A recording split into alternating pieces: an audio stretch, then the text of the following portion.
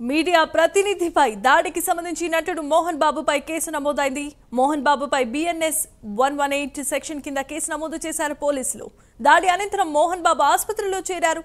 నిన్న జరిగిన తోపులాట్లో మోహన్ బాబు తలకు గాయమైనట్లుగా ఆయన PR టీం చెబుతోంది.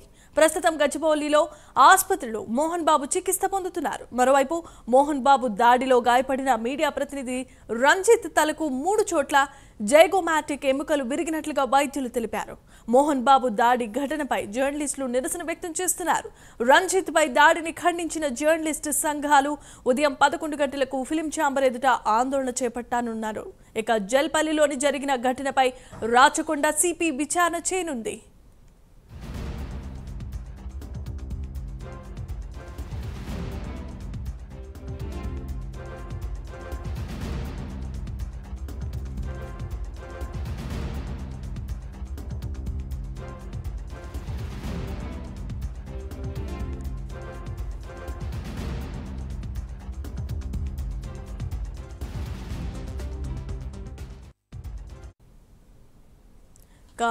విజువల్స్ చూస్తున్న మీడియా ప్రతినిధిపై దాడికి సంబంధించిన కేసులో నటుడు మోహన్ బాబుపై కేసు నమోదైంది. మోహన్ బాబుపై ఇప్పటికే BNS 118 సెక్షన్ల కింద కేసు నమోదు చేశారు.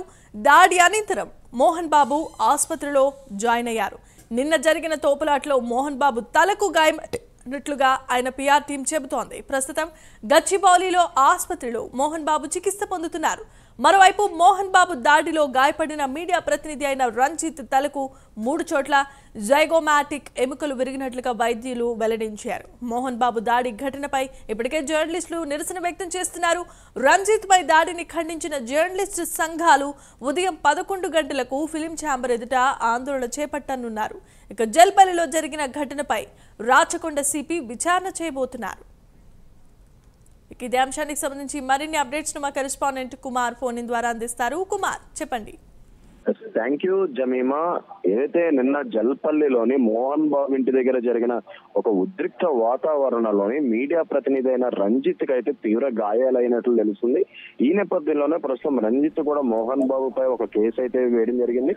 దీనిపై ప్రస్తుతం పోలీసులు కూడా FIR కూడా నమోదు చేశారు. మోహన్ బాబుపై 118 BNSS కింద సెక్షన్ కింద అయితే కేసు అయితే నమోదు చేశారు. అలాగే మరొక పక్క ఏదైతే మీడియా ప్రతినిధిపై దాడి జరగడంతో కూడా అతనికి సంబంధించి 3 చోట్ల జైగోమాటిక్ ఎముక అయితే విరగడంతో కూడా వైద్యులు కూడా నిర్ధారించారు. ఈ నేపథ్యంలోనే ముఖ్యంగా ఈ రోజు ఉదయం ఏదైతే ఈ మీడియా ప్రతినిధిపై దాడి జరగడంతో కూడా మీడియా సంఘాలన్నీ కూడా ఆగ్రహం వ్యక్తం చేస్తున్నాయి. ఈ రోజు అంటే కొద్దిసేపటి తర్వాత 11 గంటలకు ఫిలిం ఛాంబర్ దగ్గర ఆందోళన చేపట్టడం కూడా ప్రస్తుతం మీడియా ప్రతినిధులు అందరూ సిద్ధమయ్యారు. ముఖ్యంగా జల్పల్లిలో జరిగిన ఘటనపై రాచకొండ సిపి కూడా ప్రస్తుతం విచారణ అయితే కొనసాగించనున్నారు.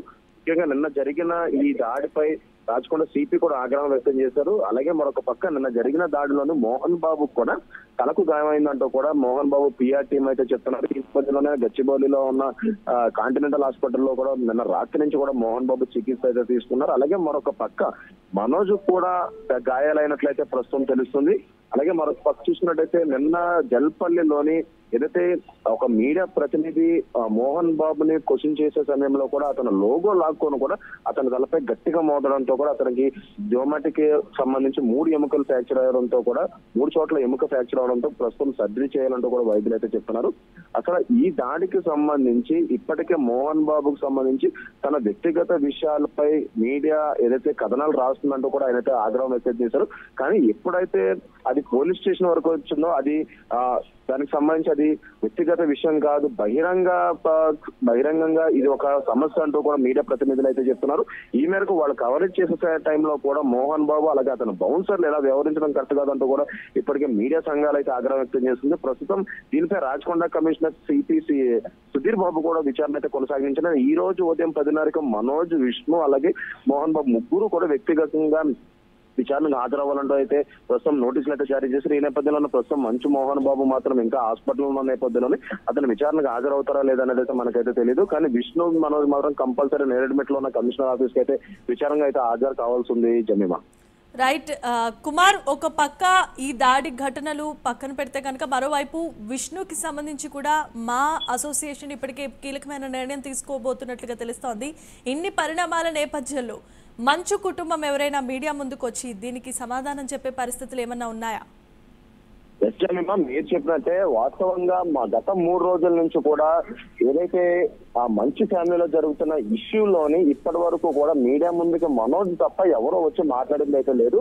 ఈ నేపథ్యంలోనే ఇప్పుడు మా అసోసియేషన్ ప్రెసిడెంట్ ఉన్న మంచు విష్ణుపై కూడా ఇలాంటి ఆరోపణలు రావడంతో కూడా ఇప్పుడు మా అసోసియేషన్ కూడా ఒక కీలక నిర్ణయం తీసుకునే అవకాశం అవుతుంది. ఎందుకంటే మా అసోసియేషన్ మంచు విష్ణు ప్రెసిడెంట్ గా ఉన్నారు. కానీ ఇలాంటి వ్యవహారాలు అంటే వ్యక్తిగతంగా ఇంట్లో జరిగే వివాదాలు ఇంట్లోనే పరిష్కరించుకుంటుంటే అంతా బాగానే ఉండదు. కానీ ఎప్పుడైతే అది బహిర్గతమైందో అంటే పిఎస్ఎల్ వరకు వచ్చి ఇరు వర్గాలు కూడా కేసులు అయితే పెట్టుకున్నారు. ఆ తర్వాత ఇంటి దగ్గర బౌన్సర్లు దింపారు. సుమారు 30-40 మంది బౌన్సర్లు దింపారు. అసలు ఇది ఎంతవరకు దారి తీస్తుంది అనేది పోలీసులు కూడా ఊహించలేదు. ఈ నేపథ్యంలో నిన్న ఈ మీడియా ప్రతినిధులపై అటాక్ జరగడంతో కూడా ఏదైతే దీనికి మోహన్ బాబు మంచి విషయమే కారణం అంటూ కూడా ఇప్పటికే పోలీసు వర్గాలు అయితే మీడియా వర్గాలు అయితే చెప్తున్నాయి. కానీ మరొక పక్క ఇప్పుడు మా అసోసియేషన్ ప్రెసిడెంట్ గా ఉన్న మంచు విష్ణు ఇలాంటి తగాదాల్లో ఉండడం కూడా సరికాదంటూ కూడా మా అసోసియేషన్ అయితే భావిస్తుంది. ఈ నేపథ్యంలో ఒక కఠినమైన నిర్ణయం తీసుకునే అవకాశం అయితే ఉంది. అలాగే మరొక పక్క ఇప్పటికే బౌన్సర్లు కూడా బైండ్ ఓవర్ చేయాలంటూ కూడా ఇప్పటికే సిపి సుధీర్ బాబు పోలీసులకు అయితే ఆదేశాలు అయితే జారీ చేశారు. అలాగే మరొక పక్క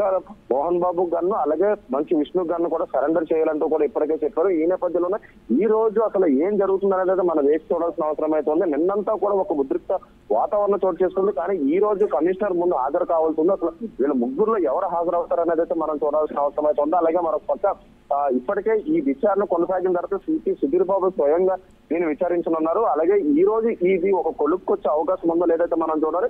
అలాగే మన పక్క ఇప్పటికే మంచి ఫ్యామిలీలో ఎవరు కూడా ఏదైతే ఇష్యూకి సంబంధించి ఎవరు మీడియా ముఖంగా అయితే ఎవరు చెప్పలేదు. కేవలం మంచు మనోజ్ మాత్రమే మీడియా ముఖంగా చెప్పారు. తనపై దాడి జరిగిన తర్వాత తనకు ప్రాణహాని ఉంది కాబట్టి పోలీస్ స్టేషన్కి వెళ్ళాను. అలాగే మరొక పక్క నా కుటుంబ సభ్యుల పేర్లు కూడా ఎవరు నేను పేర్లు రాలేదు. కేవలం అనుచరులు మాత్రమే నా మీద దాడి చేశారు కాబట్టి వాళ్ళ పేర్లు రాశాను. అలాగే మరొక పక్క మోహన్ బాబు కూడా దీనిపై స్వయంగా ఆయన కూడా ఒక వాయిస్ రికార్డ్.